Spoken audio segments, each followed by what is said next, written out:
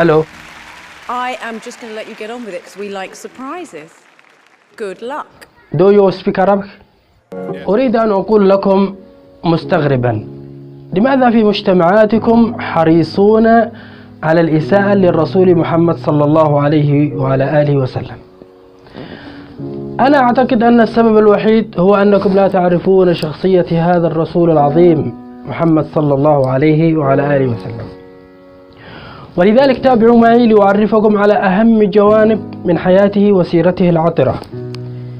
بعث النبي محمد صلى الله عليه وعلى آله وسلم بمكة، وبشر ببعثته النبي عيسى عليه الصلاة والسلام كما جاء في القرآن في قوله تعالى: وإذ قال عيسى ابن مريم يا بني إسرائيل إني رسول الله إليكم مصدقا لما بين يدي من التوراة ومبشرا برسول يأتي من بعد اسمه أحمد.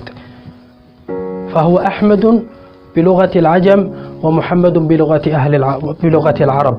وجاء في إنجيل برنابا في وصف النبي محمد صلى الله عليه وعلى آله وسلم: كلامه أحسن الكلام إنه محمد العظيم.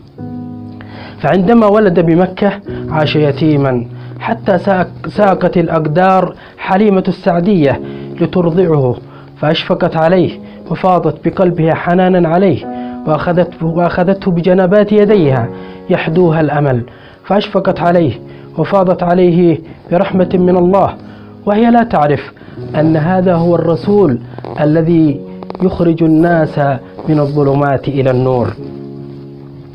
فخرج وعاش يتيما ونشأ في مكة عند عمه وكذلك جده عبد المطلب وعمه كذلك أبو طالب، حتى أكرمه الله بالنبوة في هذا المكان الذي تشاهدونه في أعلى جبل النور بمكة، وهو في غار حراء نزل عليه جبريل عليه الصلاة والسلام. ومن تلك اللحظة أمر بعبادة الله عز وجل وترك عبادة الأوثان والأصنام وشرب الخمر وأكل مال اليتيم، وأعطى المرأة حقها في الحياة الكريمة، وأقر المساواة بين الناس، لا فضل لعربي على عجمي ولا أبيض على أسود إلا بالتقوى.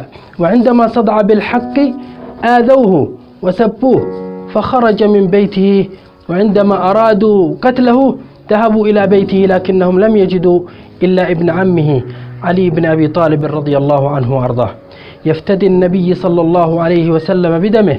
فخرج النبي هو وصاحبه عبد الله بن عثمان بن عامر بن أبي قحافة التيمي المعروف بأبي بكر الصديق إلى غار ثور، وهو ما تشاهدون.